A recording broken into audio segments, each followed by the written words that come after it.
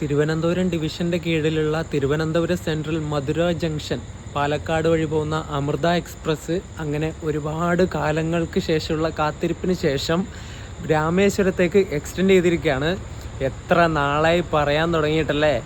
October 17 തൊട്ട് രാമേശ്വരം, അതായത് Thiruvananthapuram central Rameswaram express ആയിട്ടാണ് ഇനി നമ്മുടെ വണ്ടി പോകുന്നത്, അമൃത എക്സ്പ്രസ് പോകുന്നത്.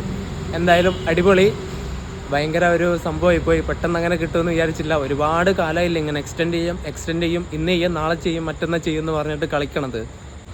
ഈ ഒരു രാമേശ്വരം വരെയുള്ള എക്സ്റ്റൻഷനോട് കൂടി ഇനി അമൃത എക്സ്പ്രസ്സിന് നമ്മുടെ ബോട്ട് മെയിൽ എക്സ്പ്രസ്സായിട്ട് റേക്ക് ഷെയറിങ്ങും കൂടി വരും. ബോട്ട് മെയിൽ എന്ന് പറയുന്നത് നമ്മുടെ രാമേശ്വരത്ത് നിന്ന് ചെന്നൈ എഗ്മോറിലേക്ക് പോകുന്ന ഒരു ലെജൻഡറി ട്രെയിനാണ്. നമ്മൾ ആ വണ്ടിക്ക് യാത്ര ചെയ്തിട്ടുണ്ട്. അതിൻ്റെ വീഡിയോ എൻ്റെ ചാനലിലുണ്ട് കേട്ടോ, നിങ്ങൾ കണ്ടിട്ടില്ലേ കാണണം. അപ്പം ആ ഒരു ബോട്ട് മെയിലുമായിട്ട് ഇനി റേക്ക് ഷെയറിങ് ഉണ്ടാവും. അതുകൊണ്ട് തന്നെ ഈ ഒരു അമൃത എക്സ്പ്രസിൻ്റെ മെയിൻ്റനൻസും വാഷിങ്ങും മറ്റ് പരിപാടികളൊക്കെ ഇനി നടക്കുന്നത് താമ്പരം വെച്ചിട്ടായിരിക്കും. ഇതുവരെ നമ്മൾ ആ ഒരു വണ്ടിയുടെ മെയിൻ്റനൻസ് ഒക്കെ ചെയ്തുകൊണ്ടിരുന്നത് തിരുവനന്തപുരം സെൻട്രൽ വെച്ചിട്ടാണ്. നമ്മുടെ തിരുവനന്തപുരം ഡിവിഷൻ്റെ വണ്ടിയായിരുന്നു അമൃത എക്സ്പ്രസ്.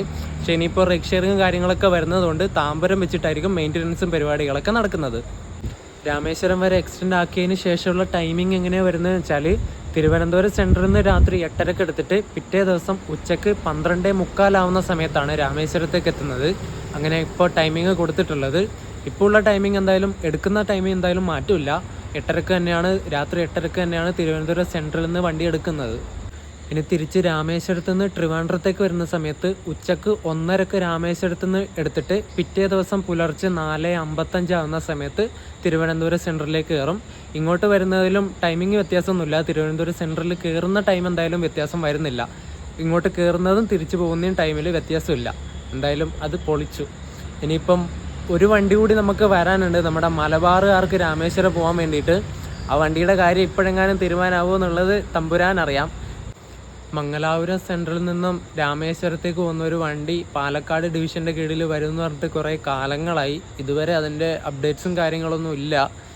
ഏതെങ്കിലും മാസം വരുമെന്ന് ഇടയ്ക്കിടയ്ക്ക് ഇങ്ങനെ പത്രത്തിൽ ന്യൂസ് കാണുന്നതല്ലാണ്ട് കറക്റ്റായിട്ടുള്ള ഒരു ഡേറ്റ് ഇതുവരെ പാലക്കാട് ഡിവിഷൻ പറഞ്ഞിട്ടില്ല. ഇനി ഏത് കാലത്ത് വരും എന്നുള്ളത് ദൈവം തമ്പുരാൻ അറിയാം.